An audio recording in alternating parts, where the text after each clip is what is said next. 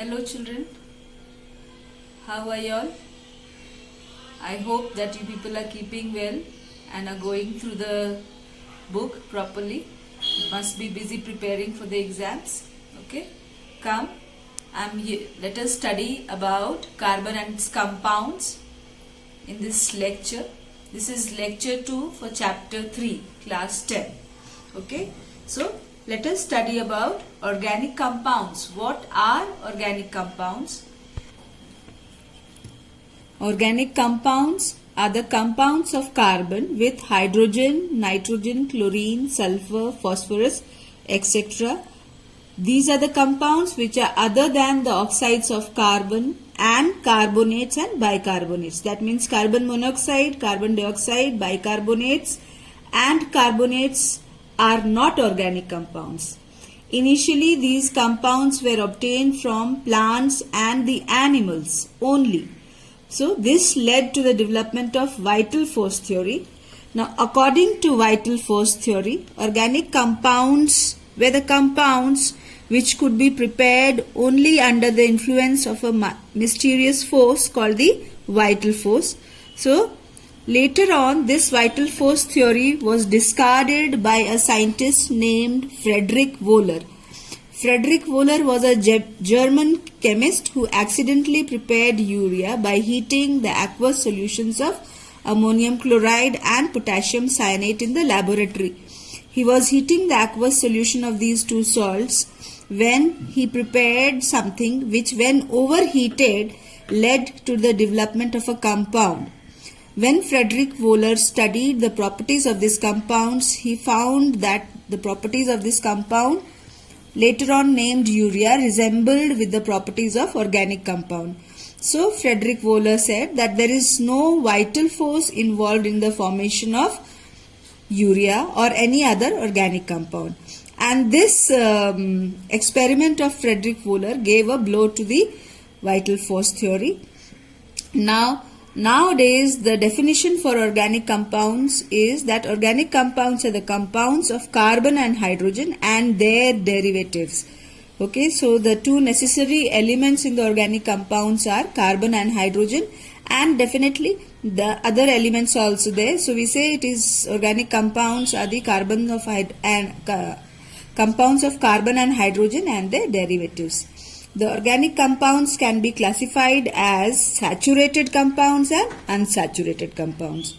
Now, what are saturated compounds? Saturated compounds are the compounds which contain carbon-carbon single bond. Okay? Whereas unsaturated compounds are the compounds which may contain one or more carbon-carbon double or triple bond. So, the necessary condition for unsaturation is the presence of carbon-carbon double or presence of carbon-carbon triple bond. Now, let us differentiate between the saturated and unsaturated compounds. So, this was the first difference. Second difference is saturated compounds always burn with a pale blue flame. Why do they burn with the pale blue flame? They burn with the pale blue flame because the number of carbon atom is almost, it is not very high. It is lesser than the number of hydrogen atoms. Okay, so when combustion of these compounds takes place, hydrogen gets converted into water and carbon gets converted into carbon dioxide. But in unsaturated compound, the number of carbon is either equal to the number of hydrogen atoms, or many a times it is less in proportion also than the number of carbon atoms. So the carbon number is quite low. So when we are burning the compound, carbon remains unburnt or the carbon is incompletely burnt. This leads to the development of yellow or sooty flame.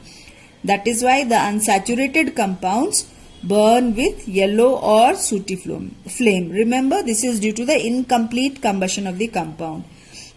The third difference is that a saturated compound, when it is treated with bromine water, remember when bromine water is added to it, the brown color of the bromine water remains unchanged. But when the bromine water is added to a test tube which is containing unsaturated compound, the brown color slowly fades away. So these are Some of the important differences between saturated and unsaturated compound. Now remember, saturated compounds are the ones which are less reactive, because saturated compounds are less reactive. Why? Because in saturated compounds, what happens? Carbon is forming carbon-carbon single bond, and there is also a single bond present with hydrogen atom. So these bonds are very, very stable and inert, so they are less reactive. But in unsaturated compounds, like suppose if I take ethene as the example, there is the presence of carbon-carbon double bond.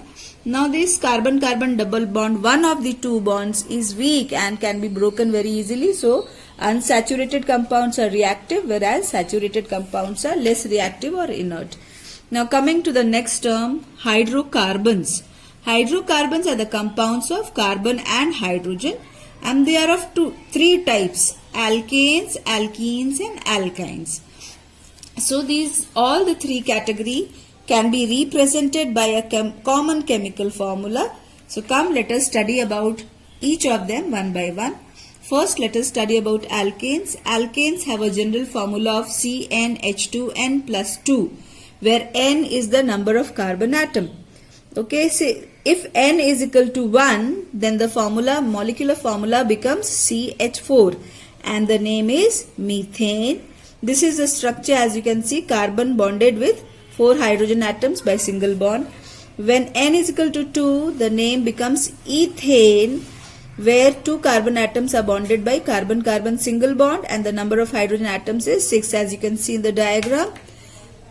When n is equal to 3, the name becomes propane, having the formula C3H8, and the 3 carbon atoms are bonded with each other by carbon-carbon single bond. Okay, and the hydrogen and carbon bonds are always single.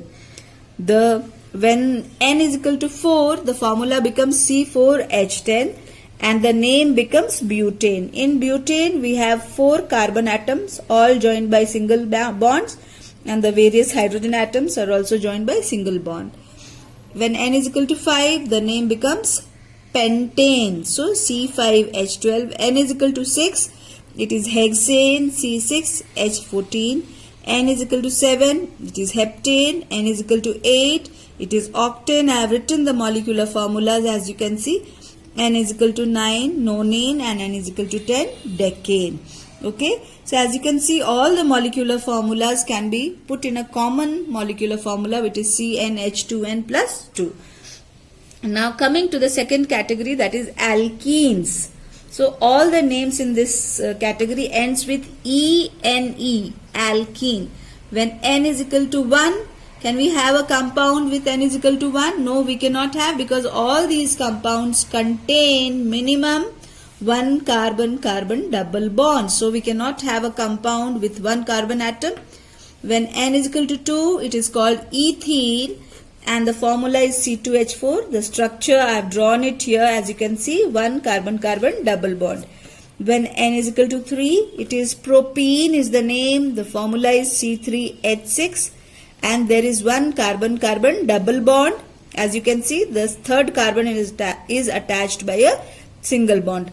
You have to be very careful in seeing that each carbon atom should have only 4 bonds. So as you can see, this carbon atom, if I talk about, this is suppose my carbon number 1, it is having 1, 2, 3, 4 bonds. Okay, carbon number 2 is already having 1, 2, 3 bond, and the fourth one is attached to hydrogen atom. Carbon number 3 is having 1 bond with carbon atom, and so the rest tetravalency is completed by the hydrogen atom. So we have to be careful about the tetravalency of the carbon atom. So the fourth member is butene, fifth member is pentene, sixth is hexene, seventh is heptene, eighth is octene, 9 is nonene, 10th is decene. And the formulas are written beside, as you can see. Now the third category is that of alkynes. They have a common molecular formula of CnH2n plus 2. All these compounds contain minimum 1 carbon-carbon triple bond.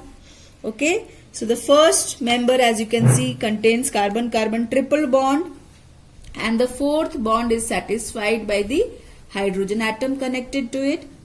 So the first member is ethene, second one is propyne, third one is butane, fourth one is pentyne, fifth one is hexyne, sixth member is heptyne, seventh member is octyne, eighth member is nonine, and ninth member is decyne.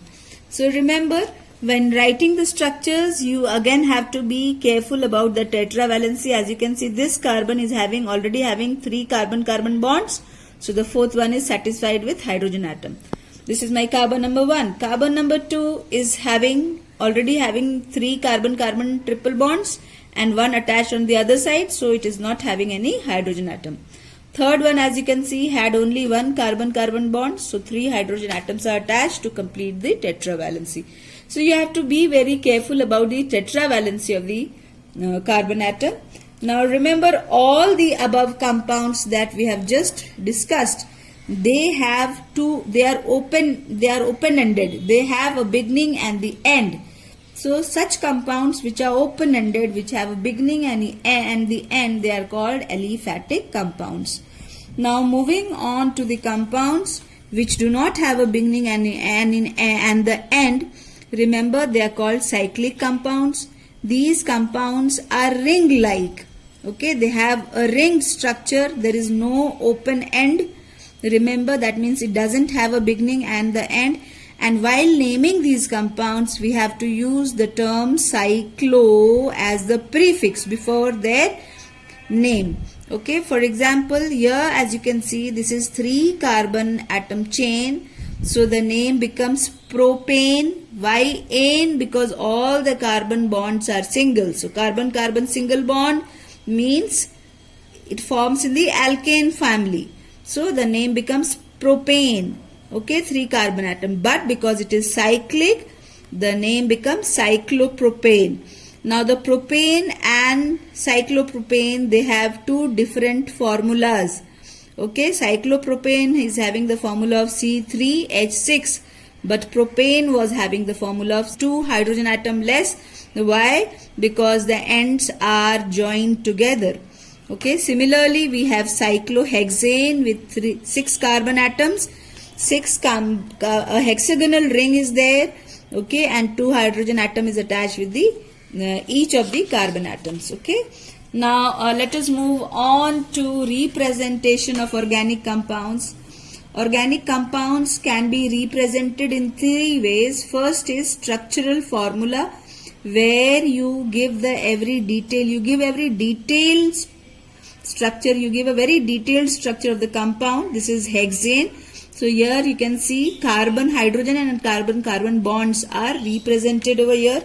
The second is condensed formula. In condensed formula, we do not show the bonds. We only show carbon and the number of hydrogens attached to the carbon. So as you can see, first carbon here is having 3 hydrogen attached. So here also I have written CH3. Second carbon has 2 hydrogen atoms attached. So 2 over here. Then we have carbon number 3 with 2 hydrogen attached. So this is what we have done. So we only write down the carbon and the hydrogen atoms attached to it. This is known as condensed formula. And the third one is bond line formula or bond line notation, where we neither show the carbon atoms nor the hydrogen atoms. We just show the bond. Okay, we just show the carbon-carbon bonds. So as you can see, this is my carbon number 1, this is my carbon number 2, this is my carbon number 3, carbon number 4, carbon number 5 and carbon number 6. So the ends, as you can see, will always have CH3, and the carbon atoms which are lying in between, they will have CH2. Okay, so this is a way of representation. Now moving on to the next topic, that is functional group. What are functional groups? Functional groups are the atoms or the group of atoms present in a hydrocarbon, and they largely decide the chemical nature of a hydrocarbon. They determine the chemical property of the hydrocarbon. There are various functional groups that which is there in your syllabus. First one is halogen. Halogen like chlorine, or group 17 element like chlorine, bromine. So the formula as the functional group you can see is Cl, Br, and the name of the functional group is chloro and bromo, and they are attached as a prefix. Okay, that means their name comes before the carbon number.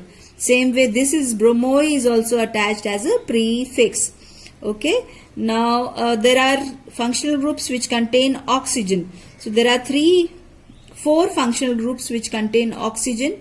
First one is alcohol, and the alcohol is a functional group which is attached as a suffix. That means it comes at the end of the name. Okay, similarly aldehyde also is attached as a suffix. Ketone is also attached as a suffix, and carboxylic acid is also attached as a suffix. So you can see the formula of alcohol is OH, that of aldehyde is COH, or it is also written as CHO. Ketone has the formula as CO. Okay, suppose we can have it like this. Suppose CH3 CO CH3. So you can see CO is bounded by the two carbon atoms or chains at the either sides. Now the last functional group, that is carboxylic acid, has the functional group as COOH. Okay. Now out of these there are functional groups which are always present at the beginning of the chain, and they are known as terminal functional groups. So these are always present at the end or the beginning of the chain. That means they are present at the ends. Okay, at this extent, beginning or the end. And out of the various functional group that we just spoke about, aldehyde and acid, carboxylic and aldehyde, they are known as terminal groups because they are never found in the center of the chain. Okay, and non-terminal functional groups are the functional groups which can be found in the center of the chain also, like the halogens, like the alcohols, like carbon-carbon double and carbon-carbon triple bonds as well. Now moving on to the homologous series. Homologous series are a group of organic compounds which have a same functional group, a similar chemical properties.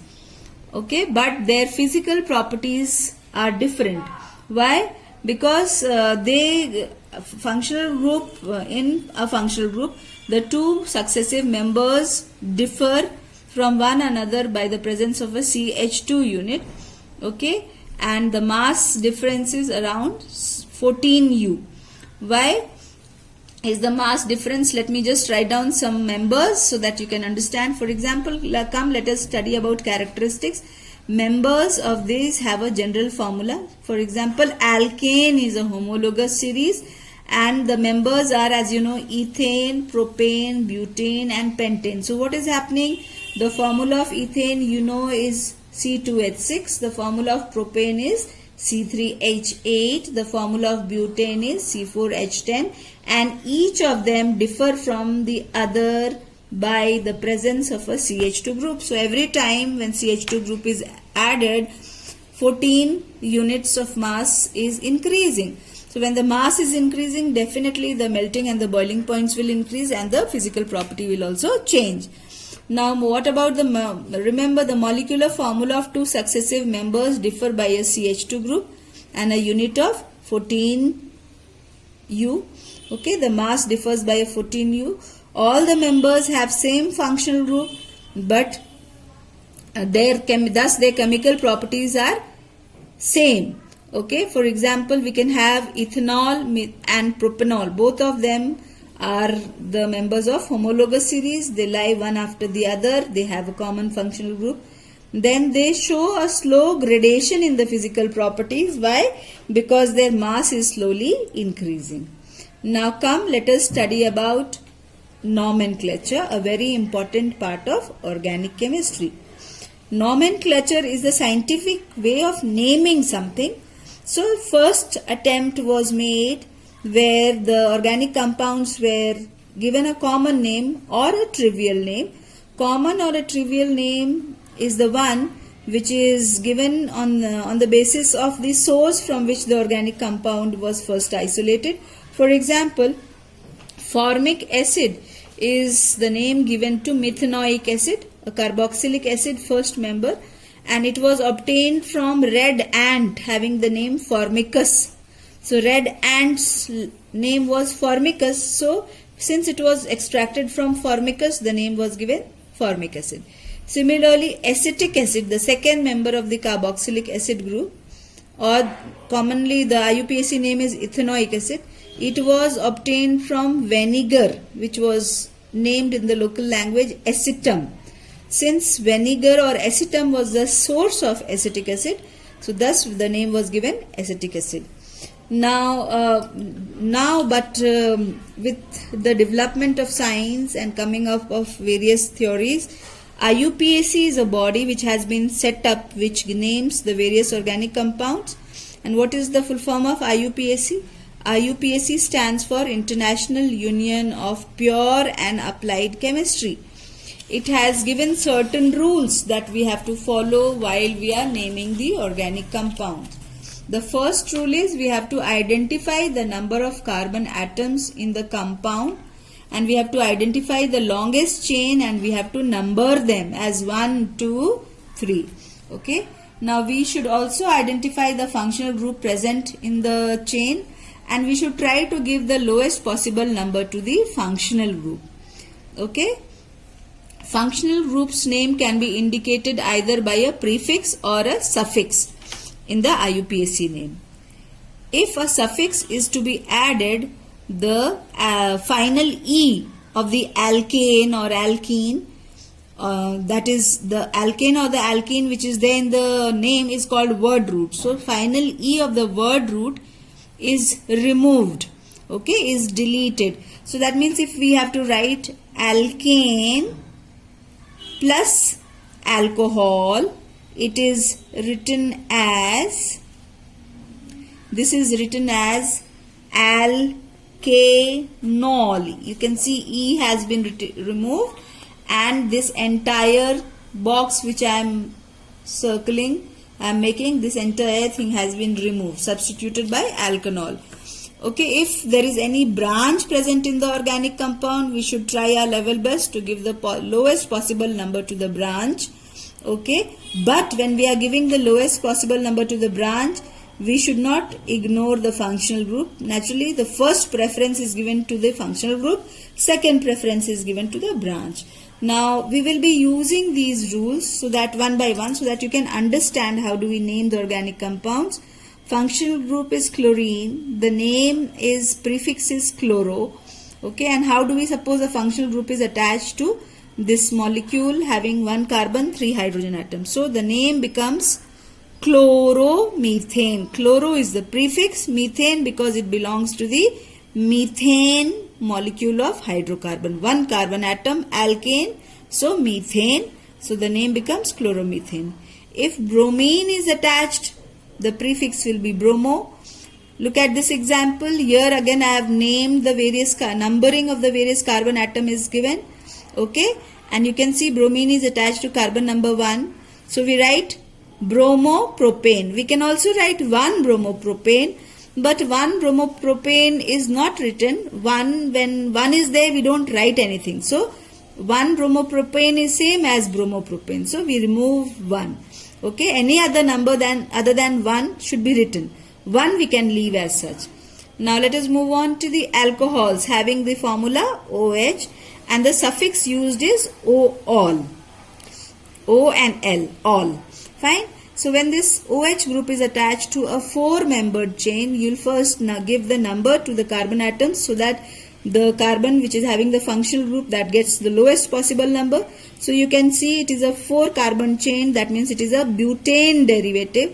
Now from the butane you will remove E and you will add OL. So the name becomes butanol, or we write butane E1-all. E is removed, butane 1-all. So 1, as I said, we do not write. So it is butanol. Moving on to aldehyde having a CHO group. The suffix used is Al. Now when this aldehyde functional group is attached to the carbon atom, remember the carbon of this functional group is also counted. So let us see what is the hydrocarbon involved here in this compound. It has 1, 2, 3 carbon atoms. So it is a propane derivative. It has come from propane. It has been derived from propane. So the name, as you can see, it is propane. E has been removed and we are using the suffix as al. So propanol is the name. Because it is a terminal functional group, 1 is the position always. Carbon number 1, it is aldehyde is present at carbon number 1, but 1 is not mentioned, so the name becomes propanol. When it is a ketone, the suffix is ONE. Okay, CO is the functional group. Suppose we take an example. Come, let us number it 1, 2, 3, 4. And as you can see, the CO is lying, the lowest possible number is at carbon number 2. So the name, because it is a 4 carbon derivative, it is called butanone. Butanone is the name because it is a butane derivative. Here we do not give carbon number 2. We don't write butane 2-one. Why? Because for ketone the lowest possible number is always 2. It can never be 1. Okay, because it is a non-terminal functional group. Moving to the next one, it is carboxylic acid. Okay, and the IUPAC name or the suffix that we add is oic acid. And the functional group is COOH. So come, let us look at this compound. When this compound having the formula CH3COH, carbon number 1 should be given to the COH group, 2 to CH3 group. Okay, so it is a ethane derivative. Thus we say it is, we call it ethanoic acid. Ethane derivative, so it is called ethanoic acid. Okay, now moving on to the next compound which contains carbon-carbon double bond. So it is an alkene. Okay, so this is also a type of functional group. Why? Because it is changing the chemical nature of the compound. Let us look into the compound. The compound contains 3 carbon chains, so it's a propane derivative, but because it is having carbon-carbon double bond, we call it propene. Again, ene means carbon-carbon double bond is present at carbon number 1. Similarly, if carbon-carbon triple bond is present and it is a 4 carbon membered chain, we say it is butane because carbon-carbon triple bond is present on carbon number 1. Suppose this carbon-carbon triple bond is present on carbon number 2, as you can see in this case, here the name becomes but-2-ine. But-2-ine. Even if you number from the other side, you can see this is 1, this is 2, this is 3 and this is 4. So the position of the carbon-carbon triple bond is not changing even if you number it from the either side. Now let us practice some more compounds. Examples of organic compounds. This is, as you can see, 5 carbon chain and chlorine attached to carbon number 1. So the name becomes chloropentane or 1-chloropentane. When the functional group is present on carbon number 2, can you see? It is a 5 carbon chain functional group present on carbon number 2. So the name becomes 2-chloropentane. Okay. Again, we are having the third compound where the functional group is alcohol attached to carbon number 1. So the name becomes propane 1-ol because 3 carbon atom chain is there. Propane 1-ol or propanol. If this OL is present on carbon number 2, the name will become propane 2-ol. Remember that. The next compound is that of methanol, where you can see there is a presence of aldehyde functional group. This is aldehyde functional group and the number of carbon atom is only 1. So the name becomes methanol. Okay, methanol. The next one is, as you can see, aldehyde functional group is there and the number of carbon atoms is 6. So the name becomes hexanol. Okay. The next compound, you can see there are 4 carbon atoms and the CO or the ketone functional group is present on carbon number 2. So the name becomes butanone. For ketone, remember carbon number 2, if carbon number 2 is the position of functional group, we do not write down the number, so it is butanone. Okay. Now next example, as you can see, 5 carbon atoms are there and the ketone functional group is present on carbon number 3. So it has been mentioned, it is not 2, it is 3. So we have to mention the position, it is pentane 3-one. Okay. Next, pentane, when the position is again 2, For ketone group, we write pentanone. Now moving on to ethanoic acid, we have discussed the case of ethanoic acid before also. Now as you can see, this is for alkenes, butene, we have discussed the case. Coming to the next and the last compound, here it is, you can look at carbon number 15, this compound number 15. This is a cyclobutane, as you can see, 4 carbon atoms, cyclic change. So cyclobutane, and the alcohol is OH group is present at carbon number 1. It will all, because it is a functional group, you will give it preference and it will always be on carbon number 1. So the name becomes cyclobutanol. Okay, this is cyclobutanol. Now this is, as you can see, again the cyclic compound with 1 carbon-carbon double bond.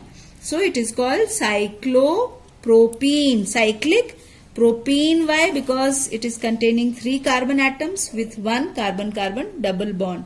Is that clear? So children, I have given some compounds for the practice. Please practice the names of these compounds. Okay. Now coming to almost end of the lecture, a very important topic which is known as isomerism. What is isomerism? Remember, isomerism is a phenomenon due to which 2 or more compounds have same molecular formula but different structural formula. Okay, when 2 compounds have same molecular formula, organic compounds, but different structural formula, this phenomenon is known as isomerism. These isomerisms and the compounds are, the structures are known as isomers. So they are isomers. Okay, so we are studying about isomers of butane. The different structures are called isomers. Come, let us study about the isomers of butane. As you can see, butane has 4 carbon atoms all joined with carbon-carbon single bond.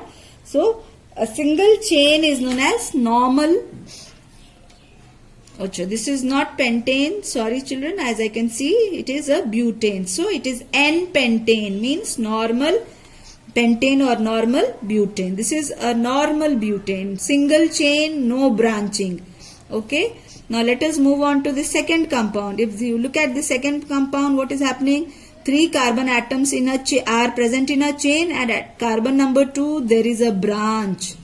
You can see, if I draw a simple structure, you can see it here. It is like this, 3 carbon atoms in a line, and we have a CH3 attached like this. Okay, so this is known as branch. And as you have studied, we should try to give lowest possible number to the branch. So if you number it 1, this is 2, this is 3. So the name becomes 2-methyl. This is the methyl group. 2-methyl, that means at carbon number 2 there is a methyl attached on a propane. So 2-methyl propane. Now what is this branch? How did I name it? Why did I call it methyl? Let us study this. Alkane minus hydrogen forms alkyl. So methane minus hydrogen will form methyl. Ethane minus hydrogen will form ethyl, having the formula C2H5. Similarly, C8 minus C3H8 minus hydrogen will form propyl C3H7. Similarly, we have butyl, pentyl, hexyl. All of them alkane minus 1 hydrogen forms alkyl. So we have to name the branch with the help of these alkyl groups. Now there's a question, make the isomers of hexane and name them. How many isomers are there? Come, let us try out. This is a normal hexane having carbon number 1, 2, 3, 4, 5 and 6. You can see it's a straight chain. So we call it hexane. Now in the next one, what did I do? I have made a chain of 5 carbon atoms, and the 6th one which was present at the end, I have joined it as a branch on carbon number 2. So the name becomes, at carbon number 2 there is a branch. So the name becomes 2-methyl pentane. It is a 5-membered carbon chain now. So 2-methyl pentane. The next isomer is, suppose I make a chain of 5-membered carbon atom. I have simplified the chain so that you understand it well. Now the branch is attached on carbon number 3. So the name becomes 3-methyl pentane. Is that okay, children? For the next isomer, what do? I have made a 4 carbon chain, 4 membered chain, and I have attached 2 branches. This is my branch number 1, okay, and this is my branch number 2. I am writing the dash for the branches, as you can see. So there are 2 branches. They are present at carbon number 2 and carbon number 3. So the name becomes 2,3-dimethyl butane. Why butane? Because it is a word root, or the main chain is having only 4 carbon atoms. The last isomer of hexane is, you can see I am having a 4 membered carbon chain, or the word root main chain, and the 2 branches are attached on the same carbon atom, carbon number 2. So the name becomes 2,2, because both are present at carbon number 2, 2,2-dimethyl. That means there is a presence of 2 methyl group on butane. So 2,2-dimethyl butane is the IUPAC name. Total, how many isomers are possible for hexane? There are total 1, 2, 3, 4, 5 isomers possible. So this was about isomerism and IUPAC naming, children. So with this we have come to the end of lecture 2 of chapter 3 for class 10. Okay. I hope that this lecture of mine will help you to build up the concept and have a clearer understanding. Till we meet again for the 3rd lecture, children. Have a nice day and take care of your health. Thank you so much. Okay. Bye-bye.